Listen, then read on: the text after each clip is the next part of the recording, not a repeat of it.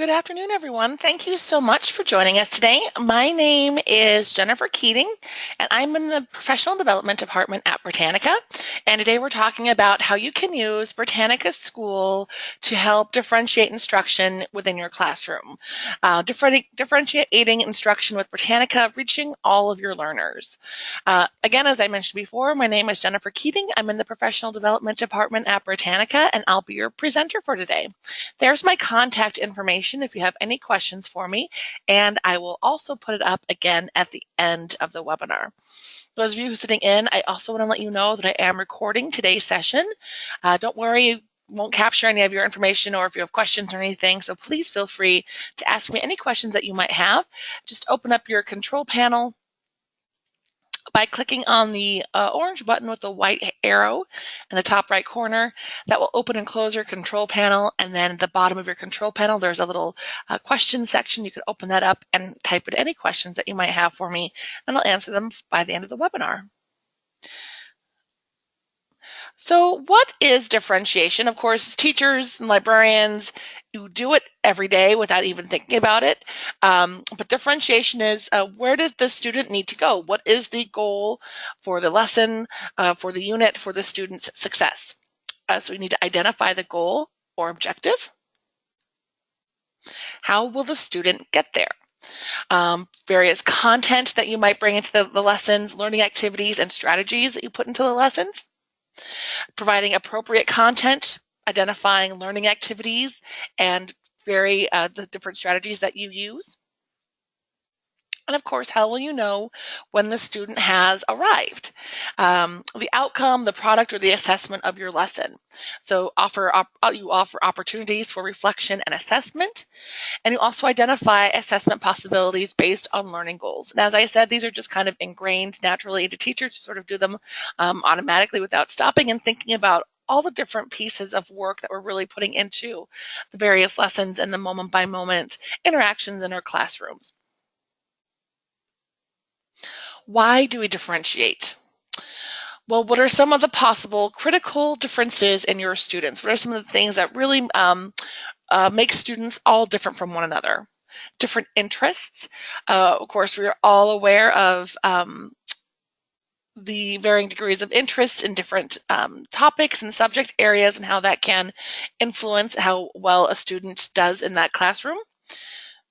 Learning styles, of course. Expression style. Some students are very quiet, sit in the back of the room and don't have a lot to say. They could be soaking everything in, and then we have students who are more vocal and want to answer all those different questions. So those sorts of things, the way they express how they're learning, what they're learning. The kinds of questions that students might ask. Some students might ask more probing, in-depth questions. Other students might ask sort of more top tier questions. What kind of culture are they living in, either at school or at home? Of course, that's a big impact. The language that they speak, do they speak the same language that the majority of the other students do, or do they speak a different language? Is that a difference that they have to work with? The motivation that every student brings to the table. Some students are just intrinsically motivated and want to do well. Some students might need a little bit of external motivation. And finally, the readiness to learn. Are students ready to learn? Are they ready to hit the ground running? Or do some of them need to be coaxed into learning? So of course, again, these are things we see every day with all the different students, all the different classrooms that you work with. What are some of the challenges that students face? Vocabulary. Some students are exposed to a variety of different vocabulary words, and some students are not. So the vocabulary can be a challenge for some students. Complicated sentences. Article length, whatever the text they might be reading. Sometimes if it's too long, students can just shut right down. Sometimes if it's too short, maybe students don't absorb all the details.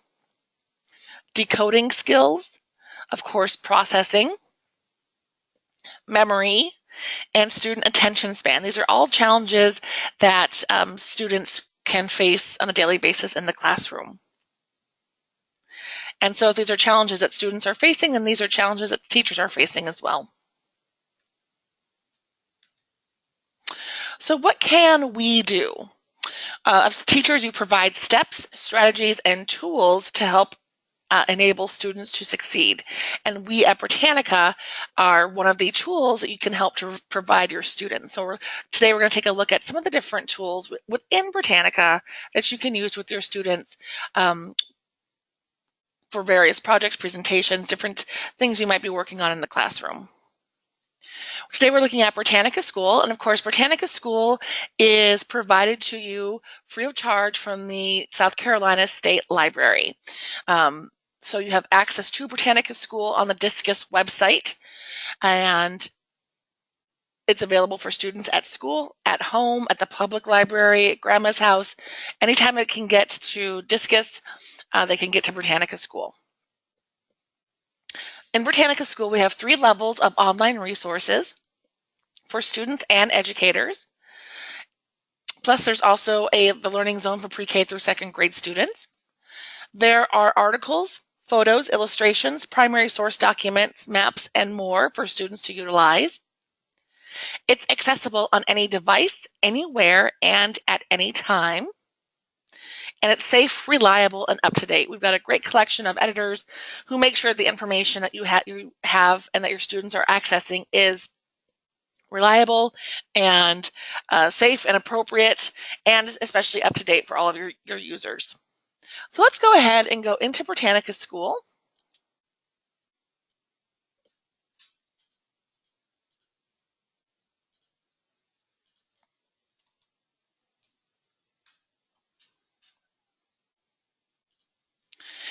And here is the homepage of Britannica School. And you can see here from the homepage, as I mentioned, we've got 3 different levels of learning. We have elementary, middle school, and high school. And today we're going to kind of take a look around. I'm going to use the middle school as the level that I am demonstrating all these different tools on. But you can, of course, access any of these levels at any time, regardless of what grade level you primarily work with, what kind of school you're in. If you're in high school or an elementary or middle school, it does not matter. You can access any of these levels at any time. So let's go into this article about middle school. I'm going to click on the middle school tree there, and it brings me to the middle school homepage. Lots of goodies in here. We'll take a look at some of these. We will also take a look at the elementary and high school homepages, so don't worry about those things. The first thing I want to do here, in the search box across the top, I'm going to plug in Theodore Roosevelt.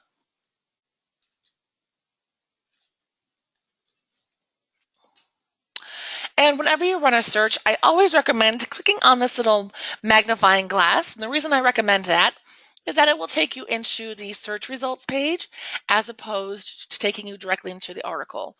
And on the search results page, there are all kinds of goodies that you can use with your students, especially, again, to help with differentiating. So the first thing at the top we have here, you'll notice we've got these 3 tabbed areas, level 1, level 2, and level 3. Level 1 will show you all of those elementary resources for this search topic. Level 2 will show you all of the middle school resources for this search topic. And level 3 will show you all of the high school resources for this search topic. So it's kind of like doing a global search across all 3 levels. That way you don't have to go to each individual level and run a search to see what's available there. This is great because you can see for yourselves what's available. Maybe you've got some different leveled readers in your classroom and you want to direct some students to this article, and you can direct some students to this article and even other students to this article. So those level tabs at the top of the search results page is a really big help and can be helpful for differentiating. On the left-hand side, you can see all of the various content pieces that you'll find within Britannica School. So at the top, of course, we have the article icon, and we're going to come back to that in just a few moments. Below that, we have images. I love these images. These images are in Britannica School, so you can feel free to utilize any of these images that you want. If it helps your students with visual literacy, by all means utilize these. Maybe you've got some students who just are more visual and they are more successful that way. They can certainly share any of these images with those students. If you find an image that you like, you can actually save it to your computer. You can just right click within the image and save that image right to the desktop of your computer. And then from there, you can drop it into any other files you might want to put it into. You can put it into a PowerPoint presentation. You can put it into a Word doc. You can put it just about anywhere. If you are on a tablet, just simply hold your finger on that image and that will save it to your camera roll of your tablet. And over here on the right-hand side of the image, you'll find there is a little citation information box. You can click on that icon to get the citation information for this image. You can click on the envelope just above that to email this image to other people. You can, of course, print this image out. And the star here, we'll talk more about in just a few minutes. That is how you can save this piece to My Britannica. And My Britannica is another really great tool within Britannica School that you can use to create resource packs for different classrooms, different levels of readers, et cetera, et cetera. So we'll take a look at that later on. But anytime you see the star, it just means you found something you can save to My Britannica. And you'll find these little tools within every image of Britannica School. I also like, again, to point out these tabs at the top. We might have some different images across the 3 levels, so make sure you take a look at each of these 3 levels so you can make sure you're getting all the different images that you might want to look through. So I'm back here on level 2. On the left-hand side, underneath the images, we have videos. Again, same idea. You might have some students who really respond to videos or just moving images. This is a great way to share information with your students. The text of the narration of the video is below each video, which I really like. Students can read along if they want to. You can download the video to your computer. You cannot download it to a tablet or an iPad, but what you can do is stream it on a tablet or an iPad. Of course, just above that download link, you can get the automatic citation for that image. You can email this this video, or you can also favorite this video in your My Britannica account. Back to the search results page, underneath the dictionary, underneath the videos, we have the dictionary. Nothing's going to pop up here for Theodore Roosevelt, but we'll take a look at that a little bit later. Below the dictionary, we have journals and magazines, courtesy of EBSCO. And these are a great way to just share some different kinds of text with your students. Again, these tabs across the top will direct you to different, more age-appropriate, reading level-appropriate articles. And I do want to point out that some of them will have just the plain text of the articles. And some of them will also have PDF versions available. And if you see where it says PDF version, if you just click on it, it will open up for you and take you into the PDF version of that article. Again, great way to share some additional text with your students, and it's also access to different reading level appropriate articles. Below the journals and magazines from EBSCO, we have the web's best sites, and these are websites you can find anywhere on the internet, but our editors have pulled them out and put them here so it's easy for students to access. Again, check the other levels to see what resources are available there. And below the web's best sites, we have primary sources and ebooks.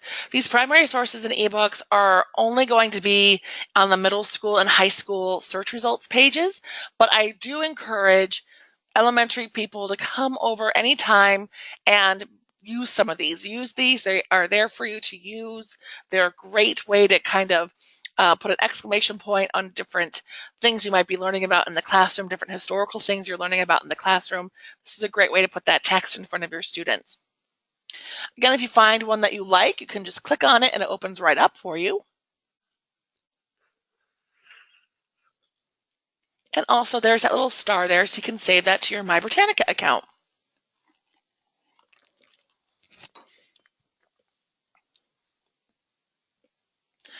So let's go ahead and take a look at this top icon about articles. And we're looking at the level 2 article about Theodore Roosevelt. And this layout is the layout that you'll find for all of the middle school and high school articles. They'll have this identical layout. Of course, the high school level article will have more information, longer sentences, more challenging text, but the layout will be similar. Over on the left-hand side, we've got a nice little table of contents to help your students pick through the article and get to the spot where they want to be.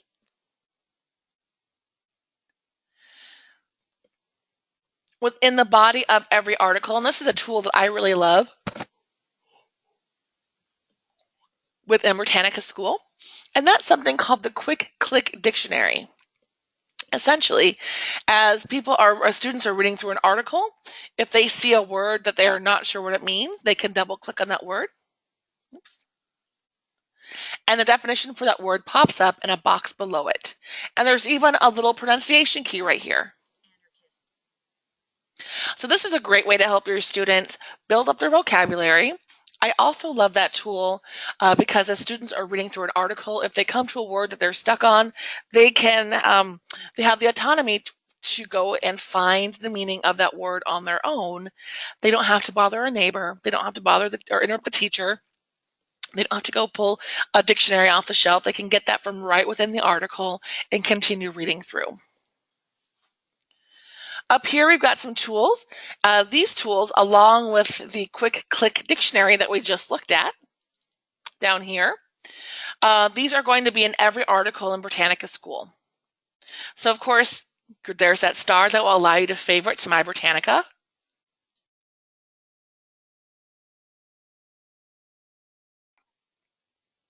Next to that is the printer, so you can print out the text of the article.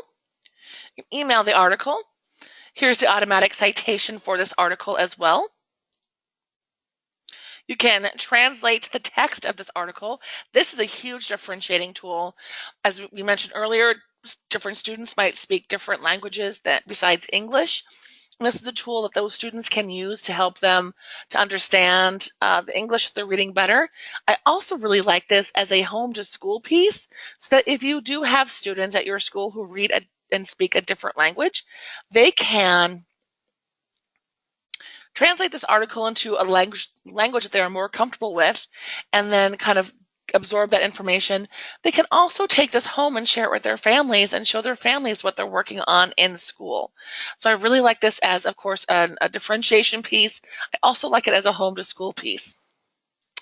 When students are done and they want to go back into the original English, they just need to go to the top and click on that X that's next to the options box.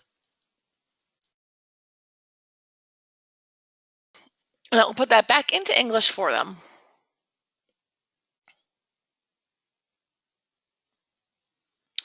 And that tool's right here, the translation tool.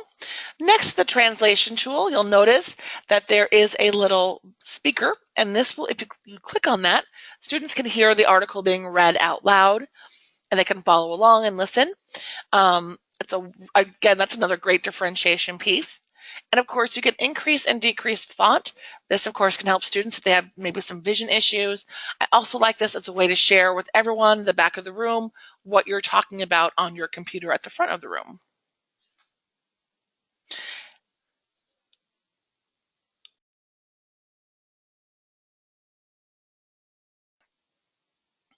Again, these tools you'll find in every article in Britannica. And then over here, we've got a really special collection. This is where you can actually switch reading levels within the article that you're looking at. This is a huge tool. So of course, right now we're looking at level 2, the middle school level. If you have students who want more content, they are ready for more challenging text, they can jump up into that level 3 article and look at that different text.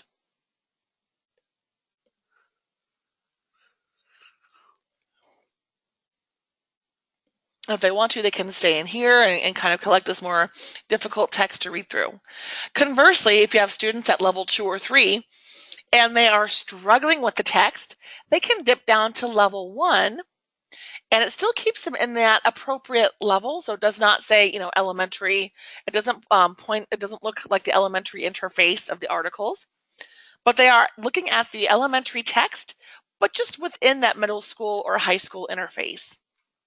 So it's a great way for them to go ahead and get the information that they need and not worry about standing out or being different from their classmates.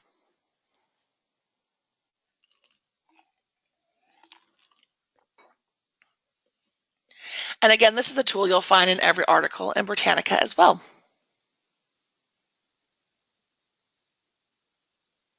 A couple other things I like to point out. We've got these tabs across the top that will show you the images and videos from the article. Also, related articles, which I really like as a tool for teachers to use.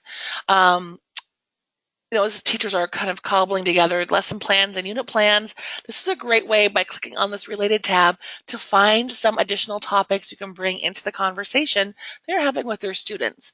It's a really handy little piece right there. And of course, we've got the teacher tab right next to it. The teacher tab will tell you the lexile number of this article, so you can make sure that you're not steering students to articles that are too easy or too difficult. And we also have the standards correlation. Plug in your state here. Scroll down to South Carolina here. You can choose your subject area.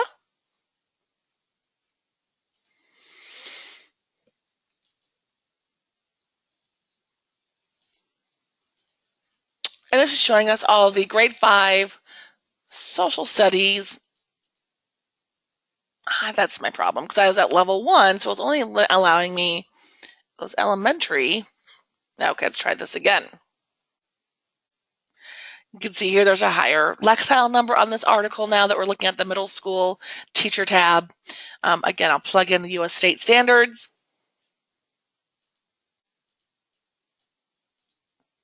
There we go. And I'm going to plug in 11th grade. And this is showing me all those 11th grade social studies standards in South Carolina that this article helps to support. So as teachers are building lesson plans, they can utilize any of these and make a note in their lesson plans about what resource they're using and why. This teacher tab you'll find in every middle school and elementary article, not at the high school, however, but as you may have noticed, all you need to do is come, if you're in the high school and you're looking to see how an article supports your standards, simply come to the middle school level, go to the teacher tab, and plug in a higher grade level down here. And it will show you the different standards that you can put into your lesson planning to make sure that people know that you are using a really good resource here and not just spinning your wheels.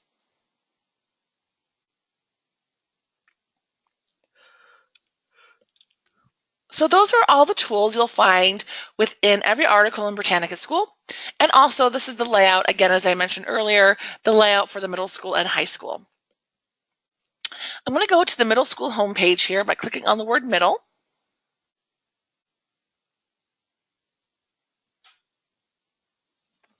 Over here, we've got some great tools. Explore Britannica, where we actually have a little article browse. So students can browse around to different topics that they might be interested in. I'm going to go into technology here. And over here now we're looking at some different topics associated with agricultural technology.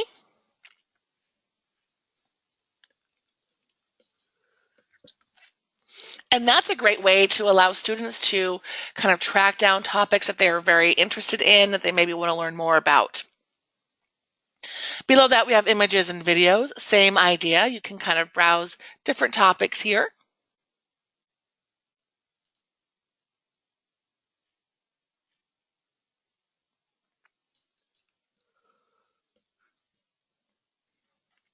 Below that, we have the biography browse. And this is a great way to put some additional new names into lesson plans, into your students' hands before research paper time. Basically, you can select any era of time. Any national or cultural associations, and what that person might be known for. So if I scroll down here, I'm going to plug in, let's do education. So I've got a list of 71 people, Americans, and they're known for their work with education.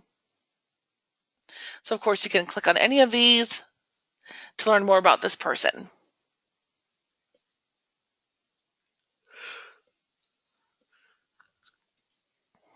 And that's the biography browse. Right here. Below that, we have the World Atlas. The World Atlas is one of my favorites. This is one that students get very interested in. So it's a great resource kind of across the board. Basically, over here, we've got on the lower left corner, there's a satellite image. So you can click on that satellite image and already you can see how those students, how you might use this resource with your students. So if you're talking about continental drift, you're talking about different continents, bodies of water, whatever it might be. And also, again, if you've got visual students, this is a great resource.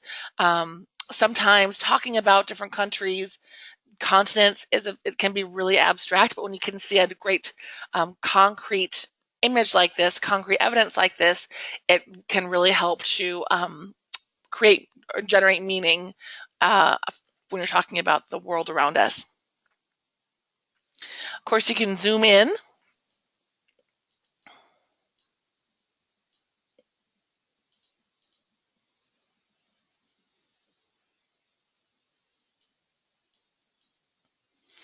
So here we have France.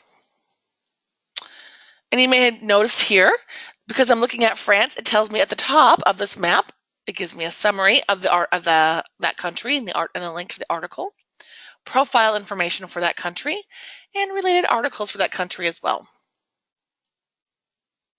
And then as I zoom in this case to Paris,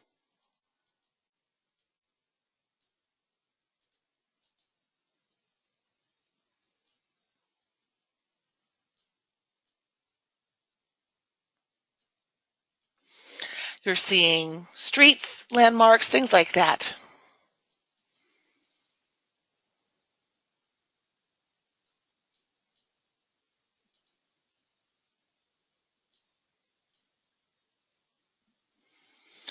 I'm going to click on my little orange guy in the lower right corner.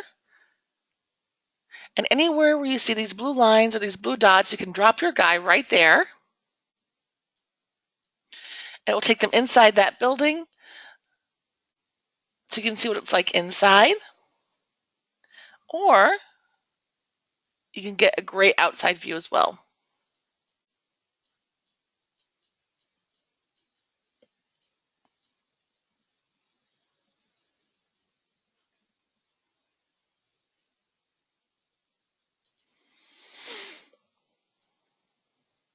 You can also plug in any city, state, or country into the search box. So let's say I want to plug in Columbia, South Carolina.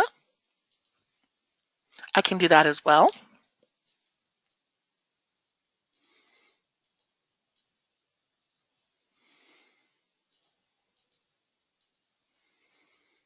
And there's a little college right there. I can pick up my little orange guy and drop him right in front of the college.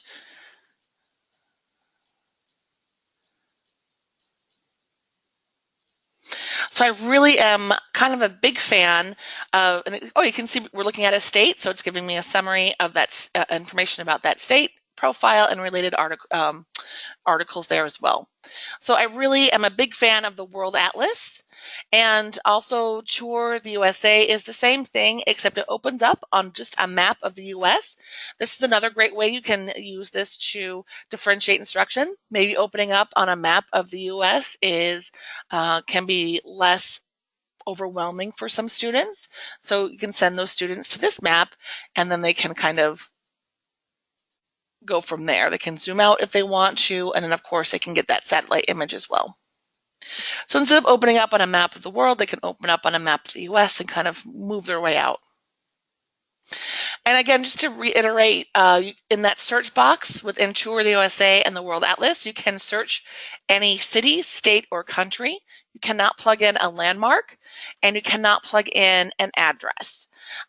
So if you are going to show something to your students, just kind of make sure you know how to get there ahead of time.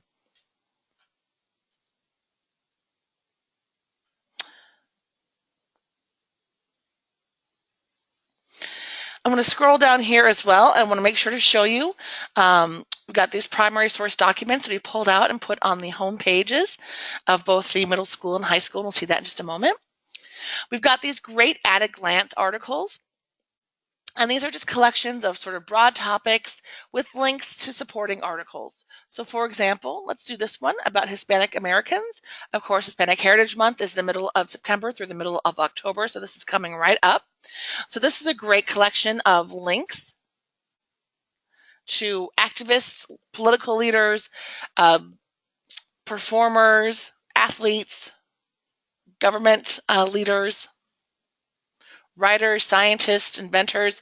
So let's see, let's take a look here at the article about Roberto Clemente. I'm going to click on that.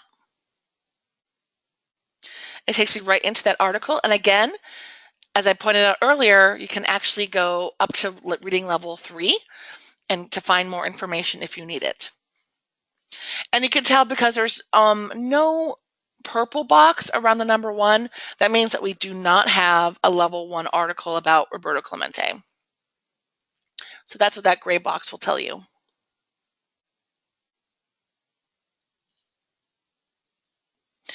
If you want to see all of the at a glance articles, just type in at a glance in the search box at the top. And you can see all of the different at a glance articles we have. We have these at a glance articles at the middle school and high school, the middle school and elementary homepages.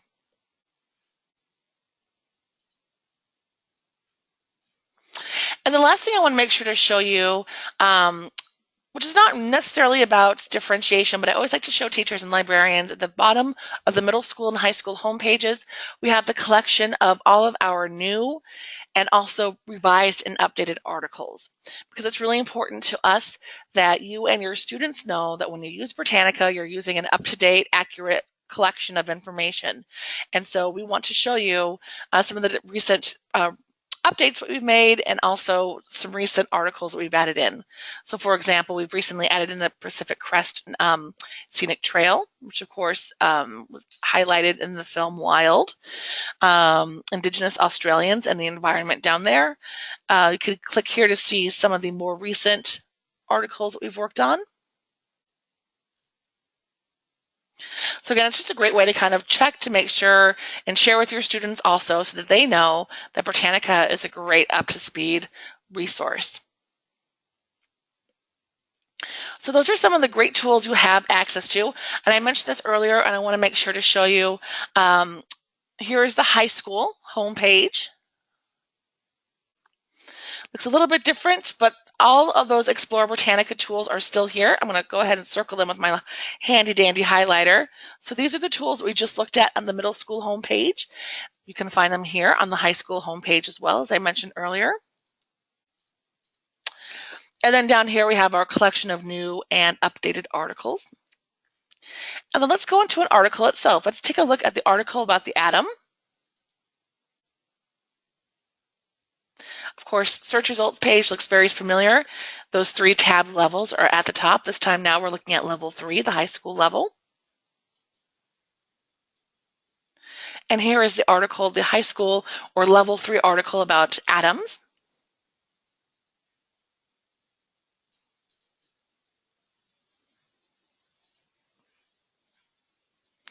And all these tools that we can check out, you'll find in every article.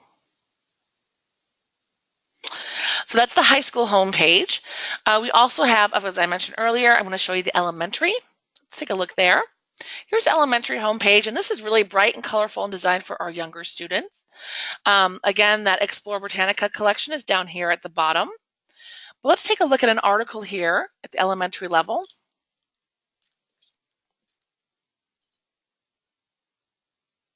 Again, search results page looks very similar.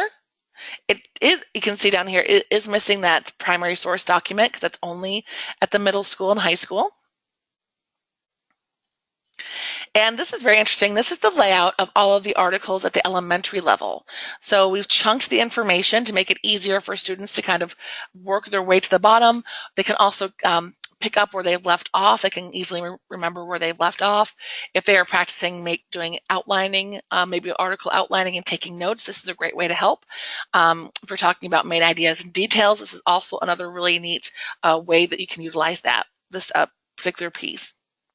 Of course, there's the read aloud function, so students can have this read out loud. And again, there is that translation tool, so students can have the article translated to a different language. And then, of course, at the top, students can jump into level 2. So students at the elementary level, if you're looking at an elementary article, they can jump into the level 2 article, and then it will take them into the middle school interface. So now the student is not in the elementary interface anymore. Now she's in the middle school. So she needs to. She can go to level 3 if she wants to, or he wants to, because they are out of the elementary level. And if you want to go back to the elementary level, just hit the back button.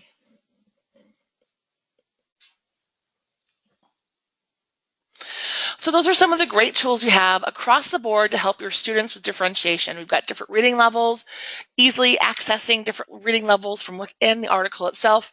We've got the built-in quick click dictionary. We've got the Merriam-Webster dictionary. We've got a read aloud function that will highlight the words as they're being read. We've got the quick click dictionary that will help students with defining words while they're reading the text. We've got all kinds of images and videos that students can use to really bolster what they're learning about and to also help them to understand what they're learning about even better. Now, one of the things I've mentioned a couple of times is My Britannica. And you can see My Britannica is up here in the corner. And My Britannica is just a tool that is within Britannica School that teachers can use to create resource packs of supplemental Britannica resources that they can share with their students. So I'm going to log in to My Britannica. And My Britannica is an account that if you want to use it, you have to create an account.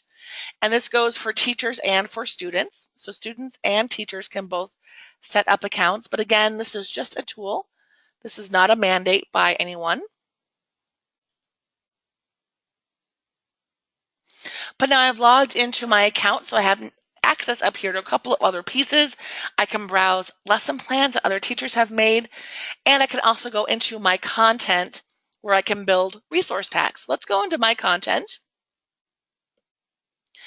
And here in my content, I have 332 items in my collection of favorites.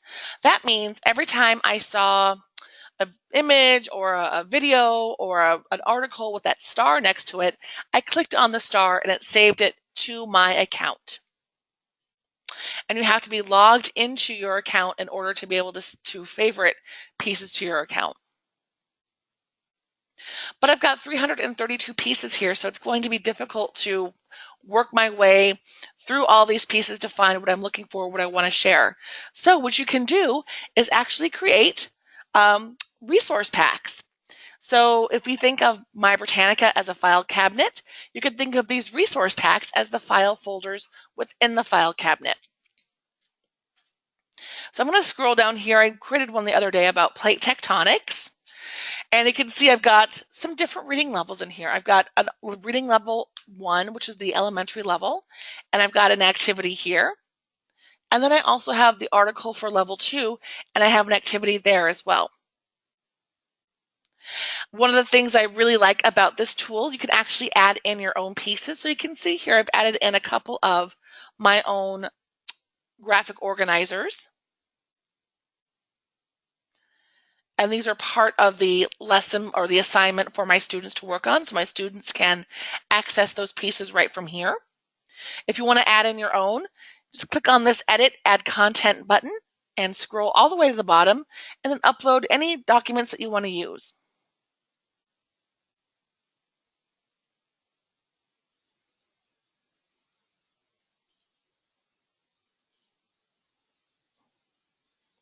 And then save any changes that you might make.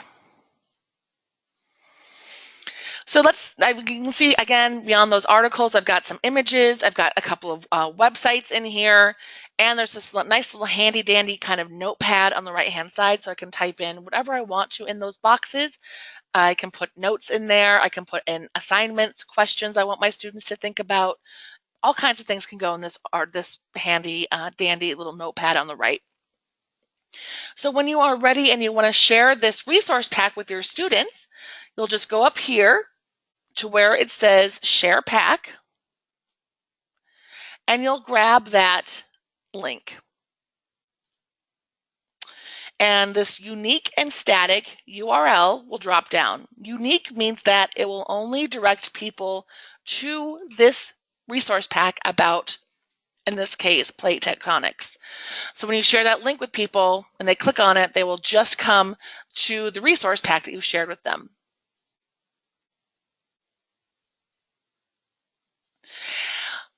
So that's unique, and static means that it won't change. So if you, let's say, post this link online somewhere, and then you go back and you make changes to that resource pack, that's okay. You can, that link will still be there. You don't need to go back and update the link or anything. That link will stay the same. So it's a great little tool to have handy. And this is what it looks like when you share it with your students. They can see all the links here. They can see any notes that you might have over here. So they'll know exactly what to do. And of course, they can click on any of these pieces. This is a great tool to supplement things that might be missing or gaps within your textbooks or the things that you're currently using in your classroom. This is a great way to kind of fill in those gaps. Also, if you want to try maybe classroom flipping and sending students home to learn about the topics, the big ideas at home, and then coming back in the next day to work on projects together, this is a great way to do that. As I mentioned before, you can post this link anywhere. You can post that link anywhere, Google Classrooms, online, any way you would normally share a link with your students. You can do the same thing with this link here. So you can post it online, send it home electronically, have students write it down. However you would normally do that, you can do that with this link because the students can always get to it. A couple of things I want to make sure to mention to you. If you share a resource pack with your students, they do not need to have their own My Britannica account set up in order to be able to look at your resource pack. So if you are concerned about having to set up your classroom with resource packs, you don't need to worry about that. You can create resource packs and share them with your students, and they'll be able to, as long as they can get into Britannica School, as long as they are logged into Britannica School, they won't have any trouble accessing the links within your resource pack.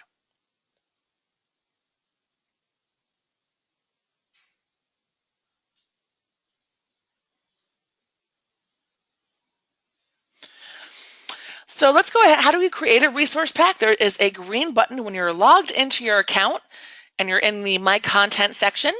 There is a green button on the left that says Create a New Resource Pack. You'll just click on that.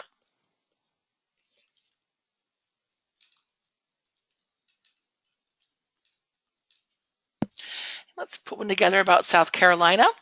And you can see I've got my resource pack all set up and ready to go. And I just need to now add pieces to it.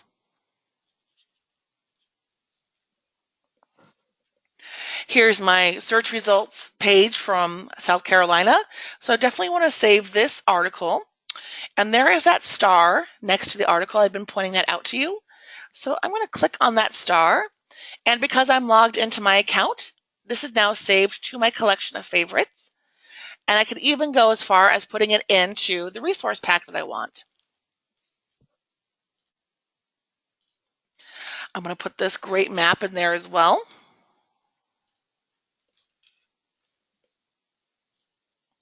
And what I really like here is that users can pull in from various levels. So you can do a lot of really cool things in here, pulling in resources from different levels, assigning different levels, different assignments, that kind of thing.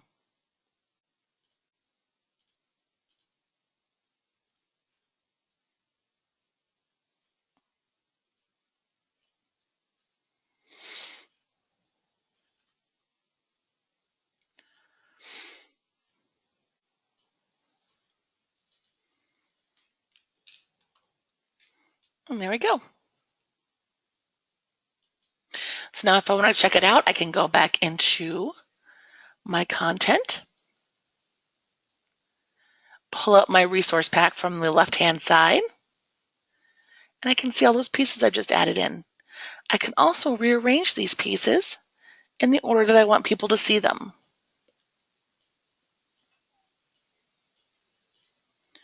And then again, in that note column on the right, I can put in notes, questions I want my kids to think about, additional reading,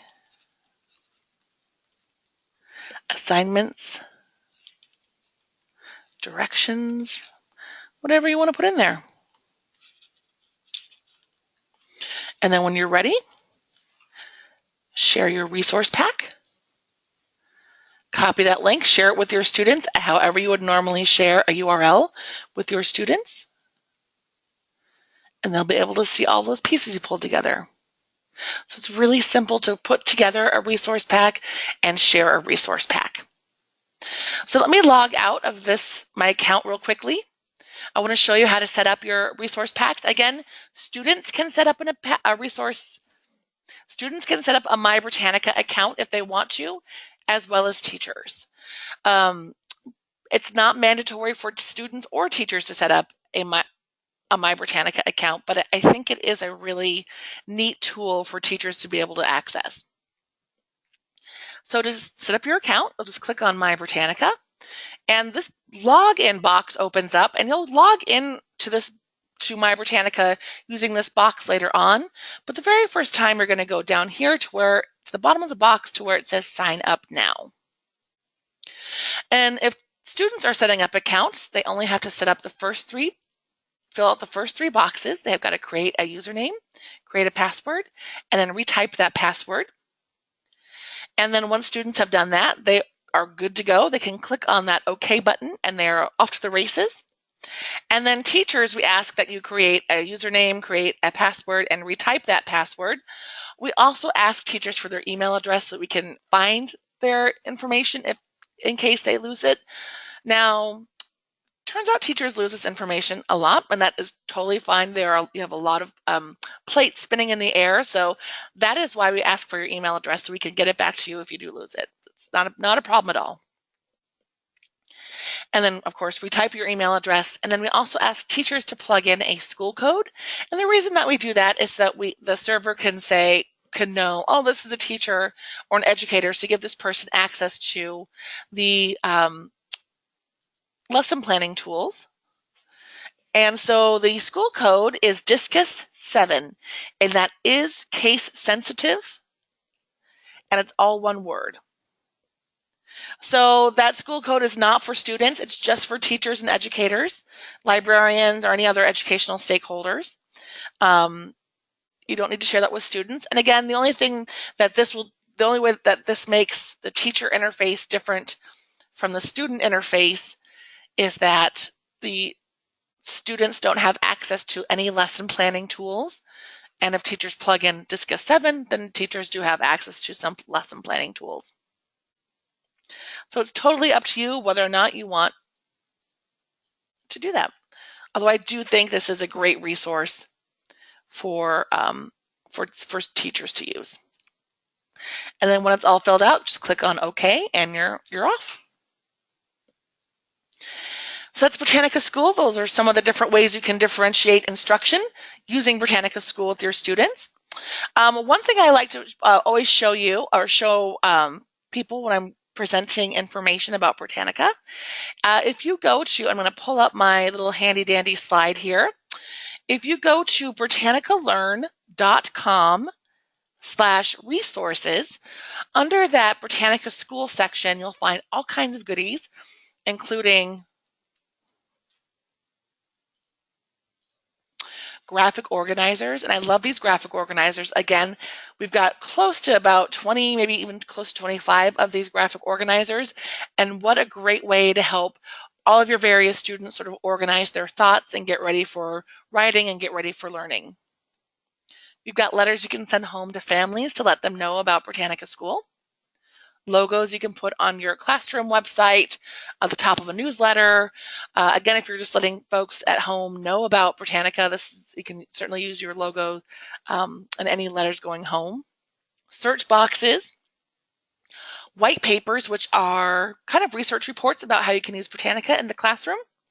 And of course, a guided tour, which you can print out and share with your students so that they know how to use Britannica, what Britannica looks like, what's in Britannica. They know all the different resources. So let's go there now because I want to show you quickly.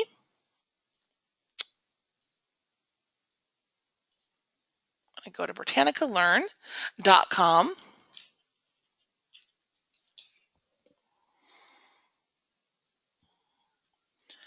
And I'm going to go into that resources section.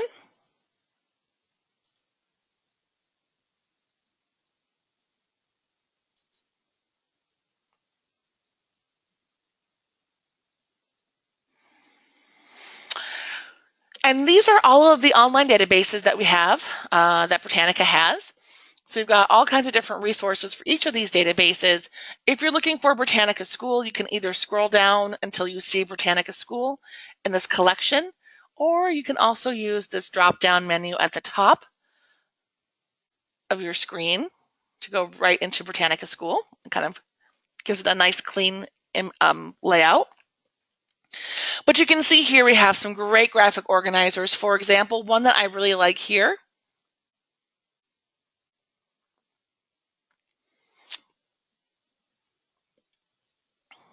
Here it is. The word chart. This is a great way to help your students with vocabulary words, difficult vocabulary words.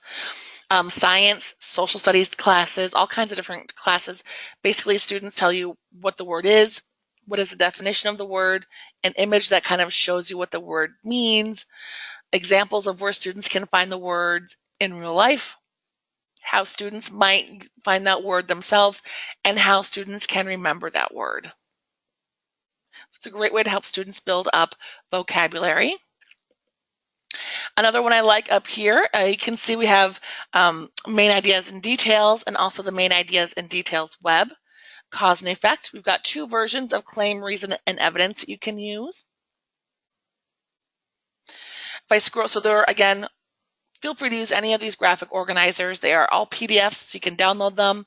Some of them you can print out, or some of them you can actually write in. If I go into See, Think, Wonder, which is a great one, you can kind of see that each box is a kind of a light blue color. If it's light blue like that, that means you can write in it. So it's just See, Think, Wonder is one that you might use with your students. If you're looking at different images about what you're maybe about to start studying, students can share with you what they see in the picture, what they think is happening in the picture using their prior knowledge, and what do they wonder about that picture or image. So it's a great way to kind of kick off and also wrap up different units or lesson plans. Back here in britannicalearn.com, if I scroll down past the graphic organizers, all kinds of promotional materials. We've got bookmarks, fact sheet, there's the logo you can use. Here's the parent letter that you can send home. All kinds of goodies here. Training materials, including the PDF for the guided tour. And even at the very bottom of the list, we've got some quick video clips you can use to help either share Britannica with your fellow educators, direct your students to look at these video clips. It's just an easy way to kind of learn about using Britannica in the classroom or library. And they are all, again, right here.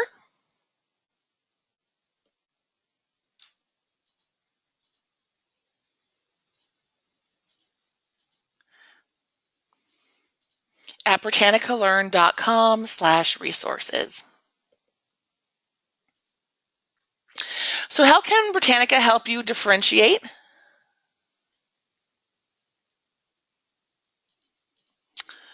Well, let's take a look here. There is a vocabulary, including the quick click that you'll find in every article, and the Merriam-Webster dictionary that's built into the search results page. A variety of reading levels and text levels, so your students have options there. There is the read aloud feature in each article that students can put on a pair of headphones and read and listen at the same time. the translation tool to translate the articles into various languages, and that's the Google Translate. You can switch reading levels within articles. And again, as you may have noticed, if you're at the middle or the high school level, you can switch down to that level 1 article without having to go into the elementary interface, which is huge. You can use My Britannica to create resource packs for different groups, various reading abilities, however you're dividing your groups up. And of course, graphic organizers for different groups and different learners.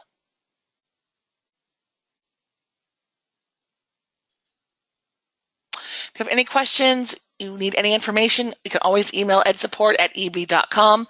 If you've set up a My Britannica account and you can't remember your username and password, you can email edsupport@eb.com.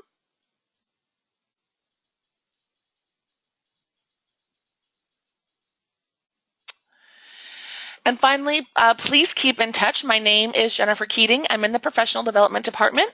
I want to answer any questions that you might have. You can reach me at jkeating@eb.com. If you just have a question that anyone can answer, you can email training@eb.com, and that will go to everyone in the training department. Also, school code information, if you need that again, you can email edsupport@eb.com. And finally, we are on social media. We are on Twitter, Facebook, Pinterest, and Instagram. You can find us under Britannica Learn. I particularly like the Instagram account. They do a lot of really cool images throughout history, so it's a great way to kind of do, this day in history. You can use those images as writing prompts. And also the Pinterest page has a lot of great ideas on there as well. And I am also on Twitter at Jen Talks a Lot. So please, if you follow me, I will follow you right back. You have been a great group today. I did have a couple of questions that popped up, so I want to make sure to answer those before anyone leaves.